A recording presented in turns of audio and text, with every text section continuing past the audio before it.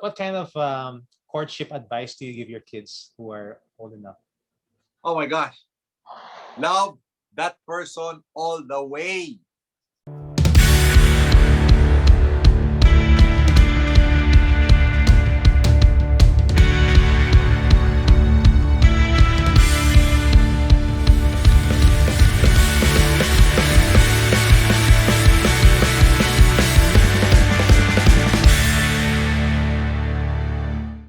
This was recently. This was when?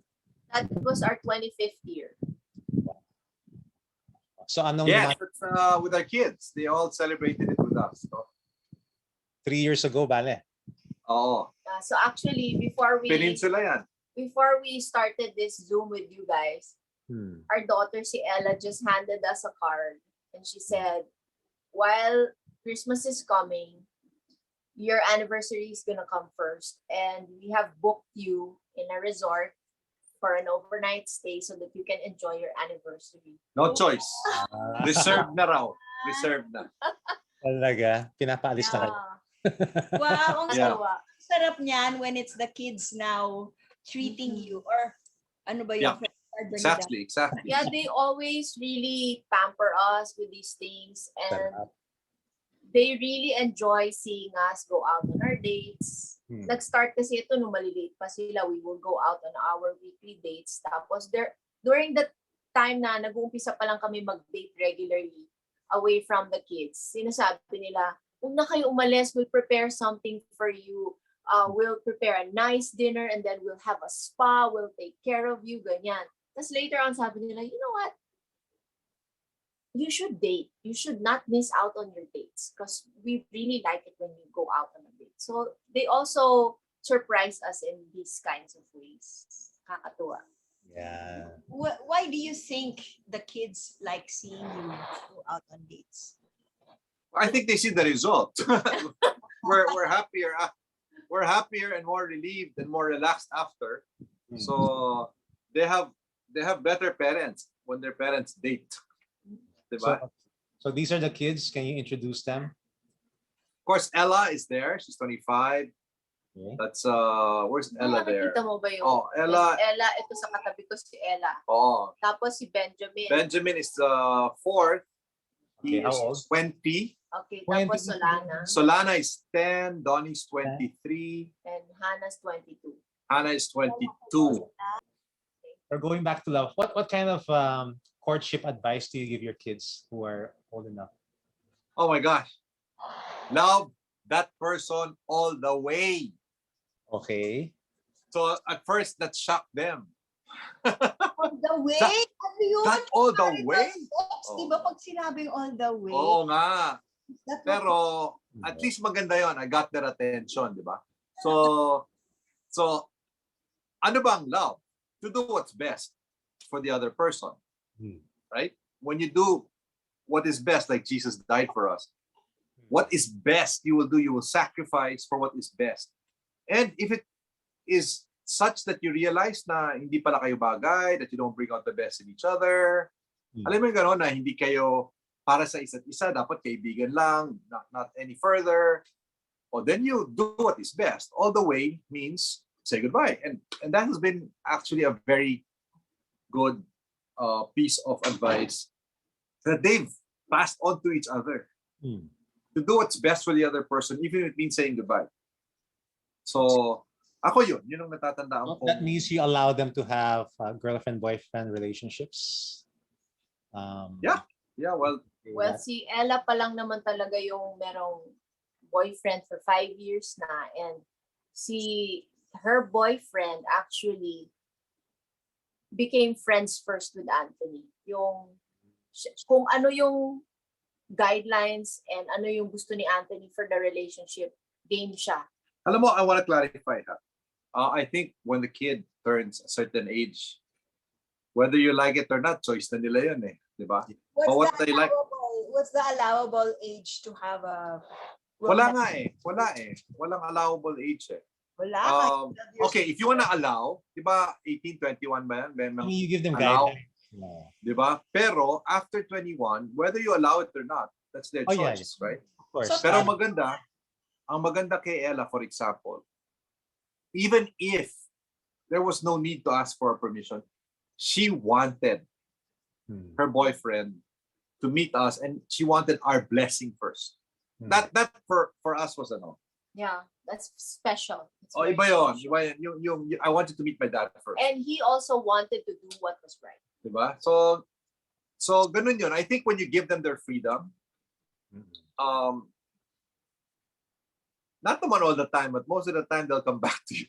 So 21 is Yeah, and so both of them have a relationship with the Lord, and they pursue Him, and they take care of each other. They allow us to be involved in their relationship. Hindi lang yung silang dalawa. I don't know if I can say more kwentos about it, but we're already going into their private life. And they've been social distancing. So, okay yun. The pandemic. Okay. No, but really, yung maganda kasi doon is makita mo sila na mag-grow and then maging magkaibigan and then magkaroon ng parehong pananampalataya sa Panginoon, because then meron kayong common core values na pwede ninyong balikan at balikan na syempre kinakatuwa naman namin yun. So si Ella pala. So 21 years old and above. Pag below 21, hindi pa pwede. No, pwede naman. What I'm saying lang is, So I like think when they were we're- growing up, what was like, did you have, kids, ito yung guidelines in the house, okay? If someone's gonna Yung court you, parenting na to. do you bring them to the house, or so, or your eldest, it's Donnie, di ba? So you know what? I don't remember us having yung mga madaming rules about courtship and boyfriend, girlfriend. Ang alam ko lang na palagi namin ina-encourage, lalo na nung lumalaki sila, is welcome mo yung mga kaibigan nila sa bahay. Tapos, kami ay magiging available kung sino man ang may kailangan ng help or counseling or whatever ideas for gimmicks, ganyan. Parang we're just part of their barkadahan. So, pagka ganun kasi yung ginawa mo na culture sa bahay mo, parang magkakaroon ng open communication. And so, parang I don't remember us having too many conversations about, dapat ganitong I think, meron okay. ka ng boyfriend. Okay. Sa boyfriend, wala masyado. Pero sa friends, meron.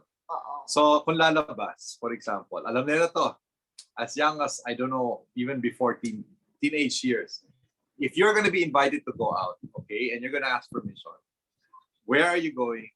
With whom? How are you going there? How are you going home? Ganon eh. Very clear yun. So whenever they ask permission, meron silang mga information na kailangan i-provide. And then, pag nasagot nila yung mga questions na yon, then we make our permission, available. We also, of course, kung kailangan hatid, ganun. Pag hindi nila ma-fill up yung information na yon, hindi na sila nagtatanong. Napagod na sila. Si Hana nga gumawa pa ng form eh. Meron pang Para form. i-check na lang nila tsaka fill in the blanks na lang. Kasi sabi niya pagod na siya na kakasabi na ito yung mga tao dito, ganyan, ganitong oras aalis, ganitong oras babalik. Parang for us naman, pasensya na kasi imbis na paulit-ulit din naman kami nagtatanong, ito naman talaga yung lahat ng tatanungin namin. Hindi memorizing nyo na. I think that helped them embrace the idea that whenever you decide, you have to follow a process. Right. Follow a process. Another thing is yung partnering in parenting. We introduced them early on to our mentors, to church leaders. We actually made them go through the experience of attending different churches. We go to 3 or 4 different churches. Actually, Yeah. right now, Diba? No, I just wanted to finish that thought lang. So what happened was, because they are accountable to different people, not just to us, ngayon pa lang, kahit na wala pang boyfriend or girlfriend yung iba, alam namin na they make themselves accountable to other people, not just to us. And we made sure that happened earlier. If they were not comfortable with our church, they went to Tita Angeli's church. If they were not comfortable in this church, they went to Tito Joseph Church or whatever. So now we're going to, I think, 4 different churches. But we know all the elders, the leaders, the pastors. And we know that when they make decisions, they have their accountability groups. Ang Does that nakakatuwa make sense? dyan, they have their own mentors who are our mentors. So, they are meeting our mentors Meron din on a ganon. regular basis. At ngayon, nagkaroon sila ng lisensya just in case kailangan nila magsumbong sa mga mentors nila about us. Aba, may lisensya na silang magsumbong. Mga wais kasi they're also being mentored by our mentors. Wow. Sarap nun. That's amazing. Well, most of the time. There are Yeah. cases where they would rather not be accountable. They would like. But I think ang nangyari din is yung culture na chine-check ka, nagpapacheck ka, tapos meron din silang chine-check. Kasi ngayon, our children are also taking care of other children in such a way na yung kaedad nila, may mga peers sila na inaalagaan din nila para magkaroon din ng sort of guidance and direction. And in that way, sila din na-check. Kasi di ba, like you said, kung meron kang show na ganito, parang ikaw yung naka-counsel. Sila din, in that way, meron silang gina-guide, nag-guide din sila. So may check and balance. I hope that answered your question about our rules and regulations. But if there's one thing lang, kasi wala pa kayong girls mag-girls pa kayo, di ba? Tanong natin si ano. Si Lord. No, yeah. Anyway, sa mga girls, yung mga daddy na may mga girls, ito po yung tip ko sa inyo.